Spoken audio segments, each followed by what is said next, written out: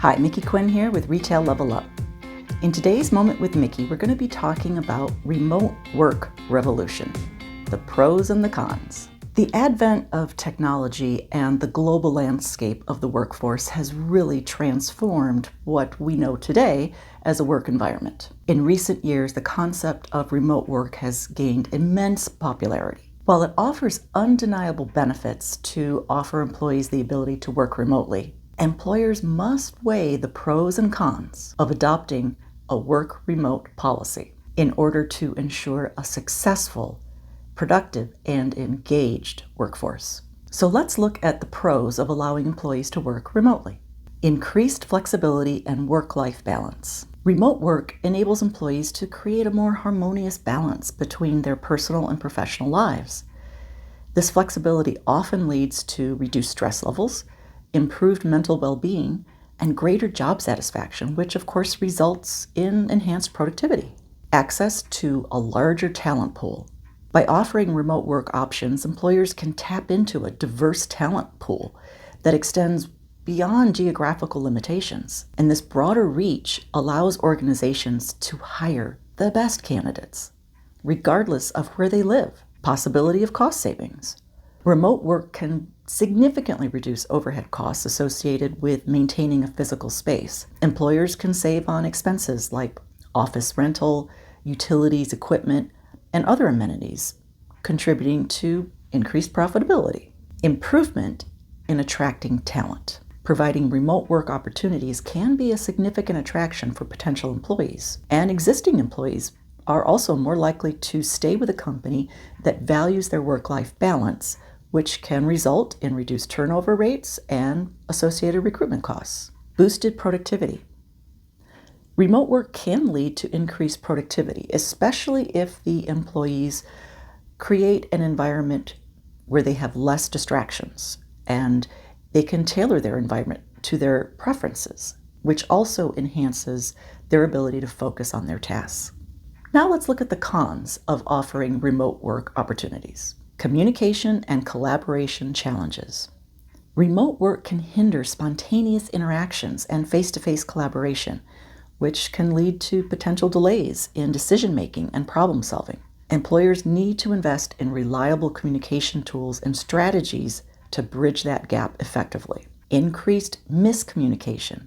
Face-to-face interactions minimize misunderstandings caused by misinterpretation of tone or context that can occur in written communication. The nonverbal cues and body language provide additional context, and that reduces the likelihood of miscommunication. Now, it's important to note that there are three components of communication.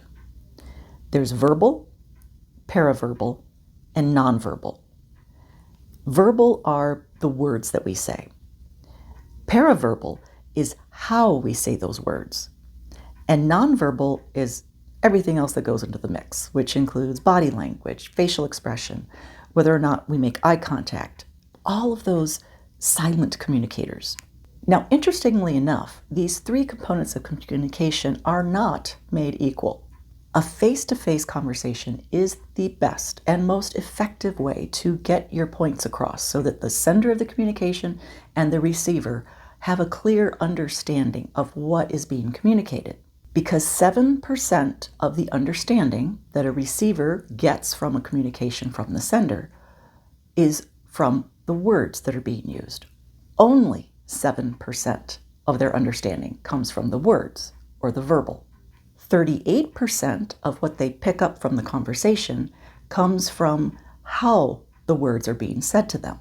And 55% of what they pick up from the conversation comes from the nonverbal cues, the body language, the eye contact, how someone's using their hands. So until you have built a strong relationship with another person, the person on the receiving end of your communication spends way more time and attention focusing on those nonverbal and paraverbal cues that you're sending when you communicate. So a whopping 93% of what your receiver is picking up and understanding from your communication with them is coming from something other than just the words you say.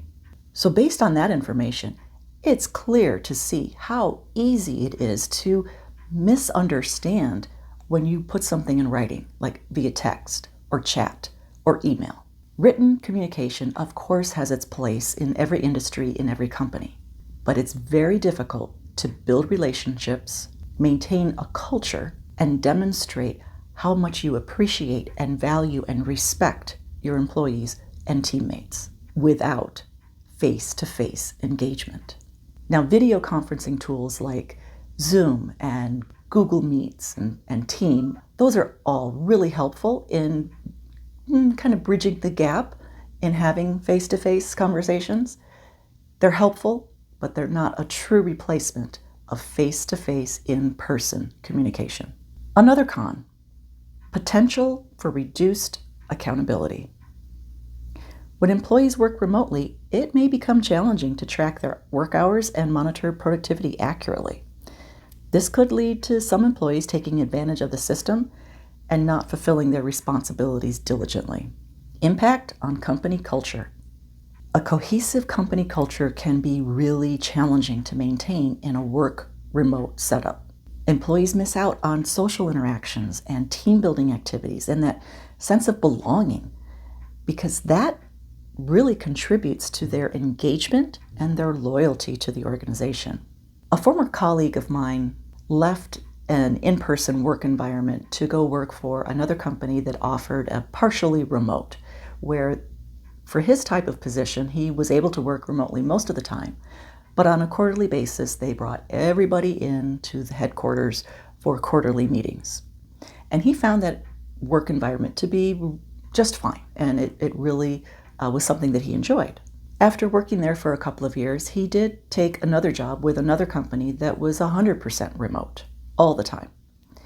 And I met with him just a few months ago, and he had a really interesting observation to share about his experiences in working in an in-office environment, a partially remote, and a fully remote company. He said that he and his wife are still very close friends with his colleagues from when he worked in the in-person work environment. They still get together, they have family vacations, they have celebrations together. They formed a really close tie with these other colleagues that he worked with. He's observed that he has absolutely no ties, no personal relationships with any of his colleagues from these other two companies where he worked in a partially remote or a fully remote capacity. And while you may say, well, gee, that really doesn't matter as long as he's doing great work, why should the company care? Because every time a recruiter calls him, he's much more interested in what they have to say because he doesn't have that strong personal connection that makes him want to stay with his colleagues in his current company. He's very open to taking a recruiter phone call because it's more money. I'm really not tied to anybody here at the company. It's not going to hurt me at all to leave. That is something that needs to be considered by employers. A shared physical workspace helps reinforce the company's values, mission, and vision. And those regular meetings and events and celebrations cultivate a strong sense of identity and purpose among employees. And it enhances the overall company culture. When you work in the same office space together with other employees, you develop strong interpersonal relationships. Engaging in small talk, team lunches, those casual interactions, that builds camaraderie and a sense of belonging, which positively impacts teamwork and overall productivity. Data security risks. Allowing employees to work from various locations can pose data security threats. Companies need to implement robust cybersecurity measures to protect sensitive information and to prevent breaches. Potential technology barriers. Remote work, of course, relies heavily on technology, and any technical issues such as internet outages or software malfunctions could disrupt productivity and cause delays in work. And of course, this can happen in an in-person office environment as well, but when you have remote workers and they're all individually responsible for their connections and protecting their equipment, it can become an issue. The debate on the pros and cons of allowing remote work or requiring the butts-in chairs in the office philosophy is ongoing. And every company in all different types of industries need to evaluate what is right for their type of business and for the roles of their employees. And possibly a blending of some remote and some in office, that may be the key for most companies to adopt.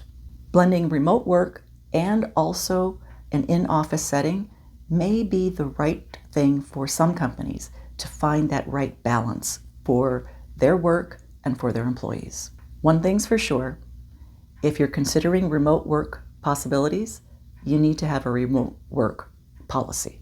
You need to invest in the right communication and collaboration tools that are going to support your employees the best. And if you choose to harness the benefits of remote work, you have some extra work as an employer that you're going to have to do to make sure that your employees are engaged, they feel valued and respected, and that they have strong relationships with each other. Because an employee who is engaged is an employee who stays. For more tips like this, like us and follow us on Facebook, Instagram, YouTube, LinkedIn, and wherever you listen to your favorite podcasts, just search for Retail Level Up.